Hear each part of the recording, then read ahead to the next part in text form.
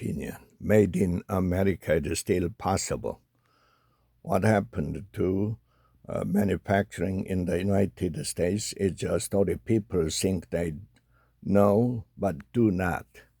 Growing up, my parents drove my brothers and me around in lumbering Fords and ungainly old, old mobiles until one fateful day in the summer of 1980 when my dad showed up in a brand new all beige VW Rabbit. It was a completely foreign thing, something from the future, a compact, Paris the South German automobile. Buying a European car was now okay. My dad made a point of telling us because this one was made in the USA. I inherited my father's made in the USA credo, obsessively hunting for label, flipping over a plate and chairs and turning clothes inside out to find the country of origin, which is how, over the ensuing decades, I became exquisitely aware that much of the stuff I bought was no longer made in the USA. Everything from my Gap sweatshirt in the 90s to my clunky desktop in the early aughts, and eventually to my refrigerator and the dishwasher was made elsewhere.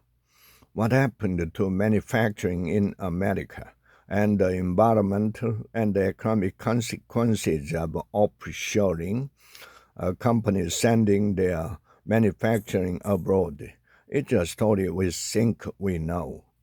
The demise of American production seems inevitable, the result of the rise of globalization and free trade.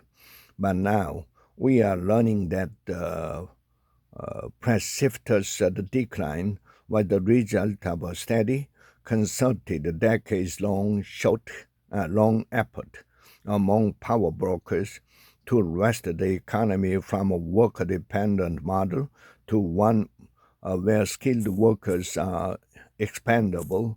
Corporate executives sold free trade to policymakers as a way to lower consumer pricing, but the human and political cost of offshoring was high. Sourcing components within the country is a constant issue.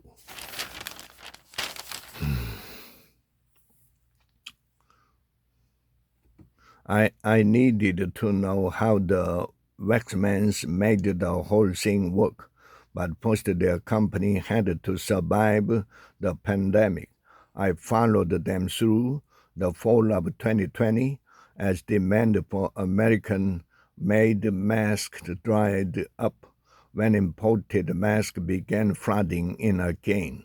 That year, they tripled their annual revenue, hitting $3.6 million. I was with them through 2021 as they returned to the hard work of rebuilding their foodie business.